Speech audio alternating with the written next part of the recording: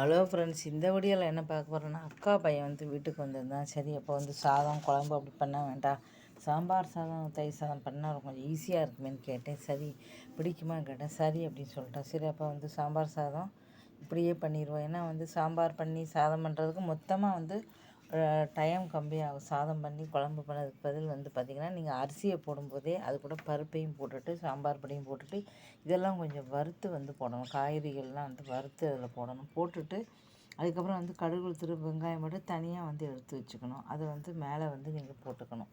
அதை வந்து வெங்காயம் அது மேலே போட்டுட்டு நீங்கள் வந்து ஏன்னா இது வந்து பச்சையாக கொஞ்சம் இருக்குல்ல, வறுத்துட்டு எல்லாம் சாம்பார் போடுவீங்களோ அதெல்லாம் போட்டேன்னா சாம்பார் சாதம் வந்து கோயில் எல்லாமே வந்து மொத்தமாக பண்ணுற சாம்பார் சாதம் இப்படி தான் வந்து பண்ணுவாங்க. அதனால் அப்படி பண்ணிட்டேன். கீரை இருந்துச்சு 2-3 நாளாக, கீரை பண்ணிட்டேன். அப்புறம் தனியாக மறுபடியும் குக்கரில் சாதம் வச்சு தயிரை ஊற்றி தயிர் சாதமாக பண்ணிட்டேன். அப்போ வந்து சாம்பார் சாதம், தயிர் சாதம், வத்தல், கேசரி வந்து கொஞ்சம் இந்த கேசரி, அப்புறம் வந்து உங்களுக்கு வந்து கீரை வச்சு கொஞ்சம் சட்னி, இப்படி இவ்வளோ வந்து பண்ணியிருக்கேன். சாம்பார் சாதம், தயிர் சாதம், சட்னி, கேசரி, கீரை, காய்கறிகள் வந்து எல்லாத்தையும் என்னெல்லாம் போடணுமோ அது எல்லாமே வந்து சாம்பாரில் போட்டாச்சு. இப்போ வந்து பார்த்திங்கன்னா உங்களுக்கு இவ்வளோவும் பண்ணிட்டேன். அப்போ மதியம் வந்து சாப்பிட்றதுக்கு நல்லா இருந்தது. ஒரு தட்டு ஃபுல்லாக வச்சு வச்சு கொஞ்சம் கொஞ்சம் வச்சுருந்து மிச்சம் வந்து கொஞ்சம் தான் இருந்தது. அதை ராத்திரியே வச்சு கொஞ்சம் கொஞ்சம் சாப்பிட்டோம். மத்தியானம் எப்போவுமே மிச்சம் இருந்துச்சு அப்படின்னா பிரச்சனை கிடையாது, நம்ம நைட்டில் சாப்பிட்றலாம்.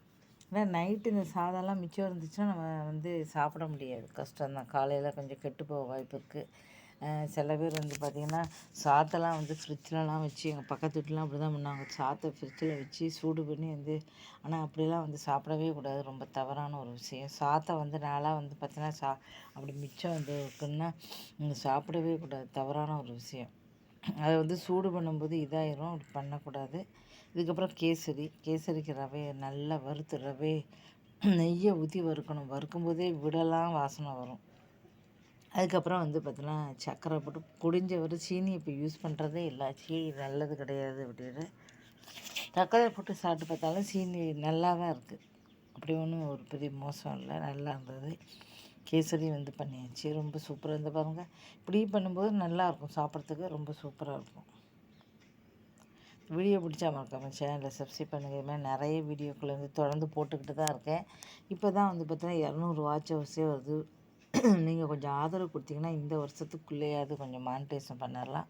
நிறைய வீடியோக்கள் வந்து போட்டிருக்கேன். உங்களுக்கு எந்த வீடியோ பிடிக்கும் அப்படின்னு கமெண்ட் பண்ணுங்கள். அந்த மாதிரி வீடியோக்கள் வந்து கண்டிப்பாக போட முயற்சி பண்ணுறேன். ஆதரவு கொடுங்க.